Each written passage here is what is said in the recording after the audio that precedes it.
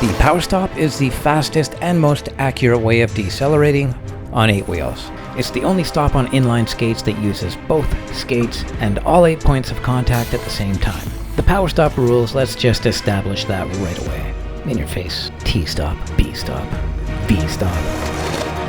Today I'm not mic'd up because I'm going to pay severe attention to what I'm doing. The parallel stop is the most advanced stop there is, the most difficult thing I do on inline skates, and it's something worth learning for everyone, regardless of where you are now. So there are steps you can take on the way to a parallel stop. You don't have to start off right in the perfect power stop position.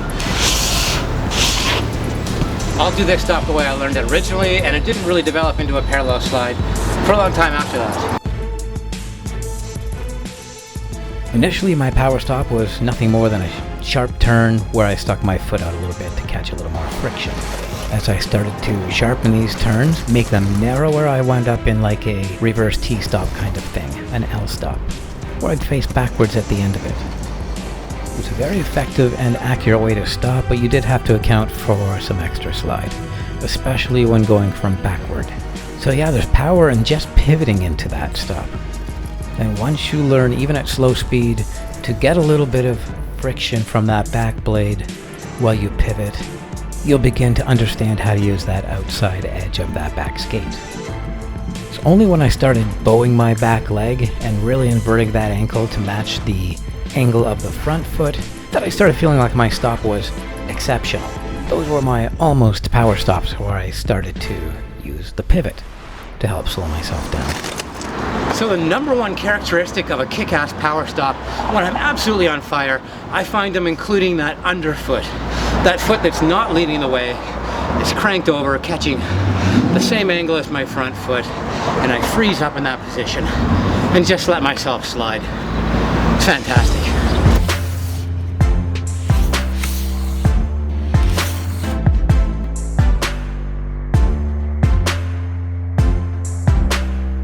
Go in quite tall and I wind up pretty crouchy, and then I stand up and shift back onto that leading leg for the start. Boom, onto the front leg and I'm off. Here you can see the trajectory where I slowly go into a deep crouch, then stop, and then spring back up ready.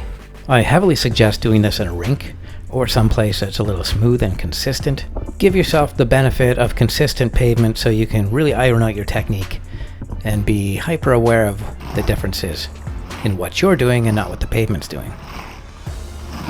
I brought out the sparkling footage just so you can see that there is friction even when going into moving carves. That back skate should become involved very early on in the power stop or carve.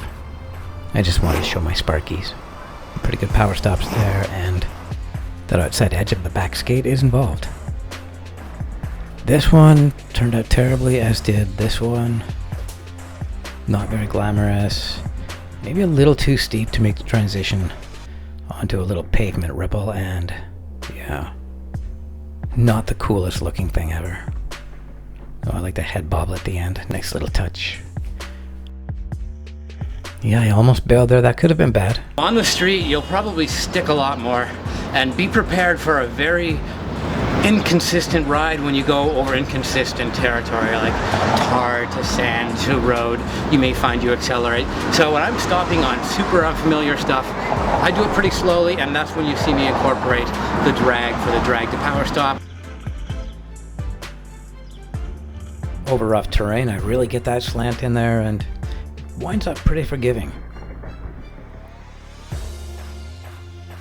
But yes, put all your padding on and learn this one. Just drill it remorselessly for like 45 minutes a few times a week. Film yourself, figure out what's going right, and stop like you're on magnets.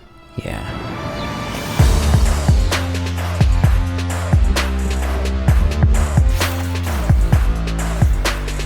Here's a 10. Yeah. There's a 10. And this, I'm actually stopping on a dime, like the boss of a boss.